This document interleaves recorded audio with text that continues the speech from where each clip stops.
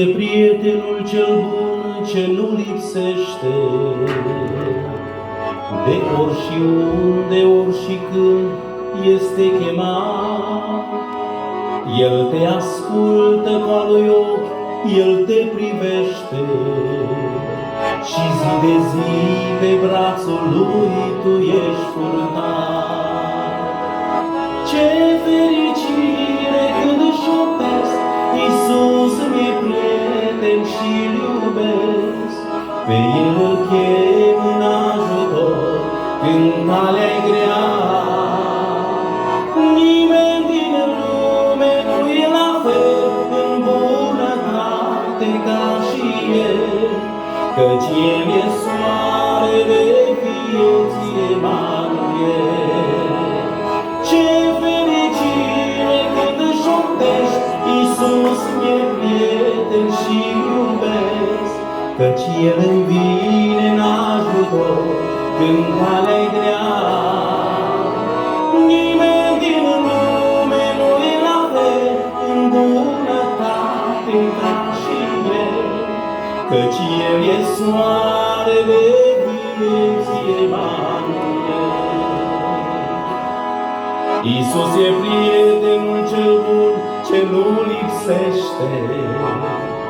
Când toată lumea se frământă în jurul tău, prin Duhul Sfânt El ție azi îți dăruiește de plină pace izvorând din Dumnezeu. Ce fericire când își șoptești, Iisus mi-e prieten și-L iubesc, căci El îmi vine în ajutor când calea-i grea. Nimeni din lume nu e la fel în bunătate ca și El, căci El e soarele vieții Emanuel. Căci El e soarele vieții Emanuel. Iisus e prietenul cel bun ce nu lipsește.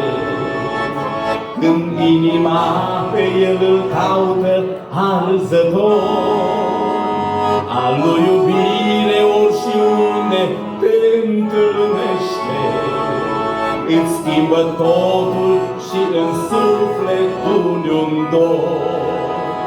Ce fericire când își șoptești, Iisus mi-e prieten și-L iubesc, căci El îmi vine în ajutor când calea-i grea. Nimeni din lume nu-i la fel în bunătate ca și El, căci El e soarele vieții Emanuel. Căci El e soarele vieții Emanuel. Dragii mei, ce important spune următoarea strofă: Iisus e prietenul cel bun ce va rămâne. El rămâne credincios. Când veacurile în al lor curs se vor sfârși, deci vei trăi viața cu El și El cu tine, tu fericit îl vei privi când va veni. Cântarea anterioară am cântat și ultima strofă la fel spunea: și credincios de-am fost în viață cu El sfârșitul în calea jos, nu cu altcineva. Atunci, numai atunci, vedea voia Lui față.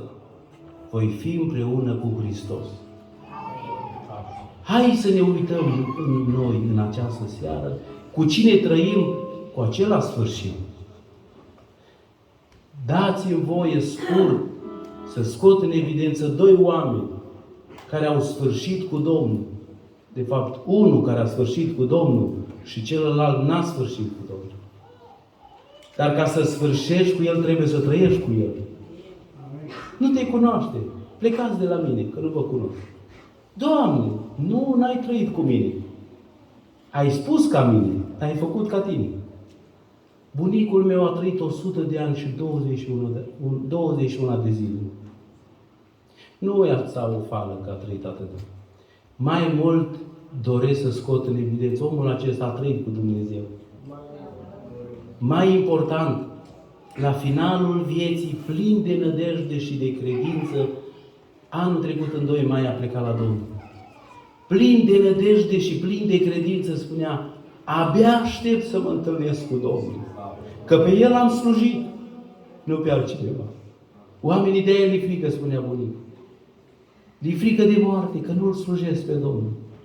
De aia și-a spus, mai am câteva zile până la 100 de ani, dar atât mi de dor de Domnul, căci nici alea zile nu mai vreau. Abia aștept să mă întâlnesc cu El. Plin de nădejde, cu ultima cântare a sfârșit. Iisus e al meu tovarăș scump din zorii tinereții. Cu Tine eu călătoresc până la sfârșitul vieții. Striga de pe pat în ultimele aproape 3 luni, a căzut la pat. Și de pe pat în ultimele clipe, ultimele zile, striga aleluia, osanale. Numai el știa ce vedea. Și vă spun alt caz, povestea fratele meu, îmi povestea că bunicul nevestei lui. Să vezi, Samuele, cum o sfârșit bunicul nevestei mele. Era un om care și-o permis ce-o vrut. Și-a ajuns finalul vieții și lui.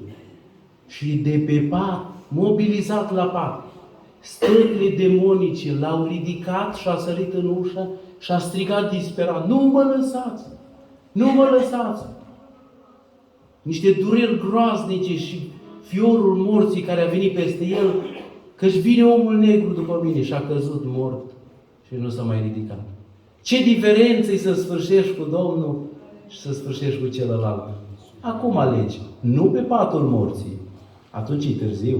Vorbea Dumnezeu poporului Israel. Ce veți face la urmă? La urmă nu mai poți face nimic. Acum fă ceva.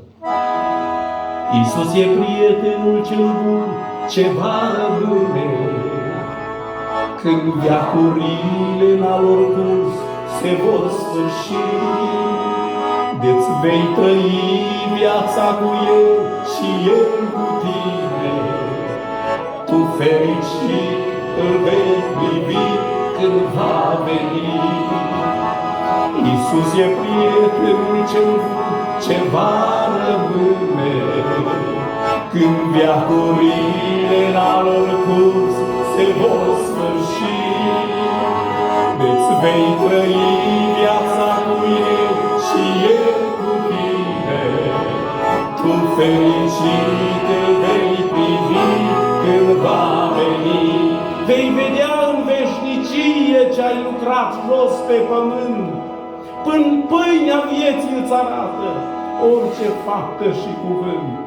Cine ești, cine sunt, vom cunoaște într-o zi.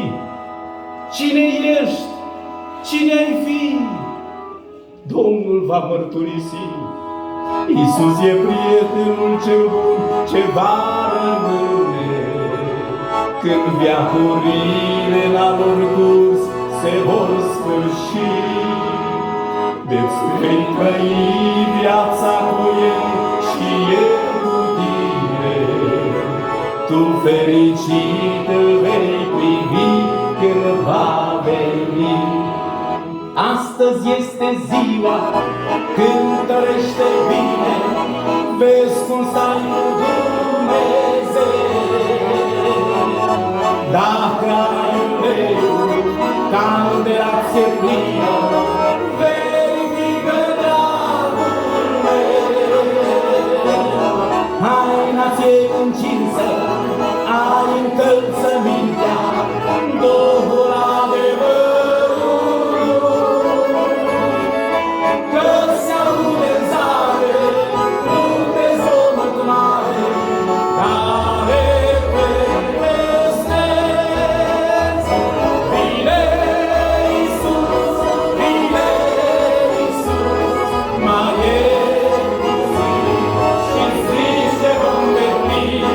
Vine Iisus, vine Iisus, și vom zbura în cer senin.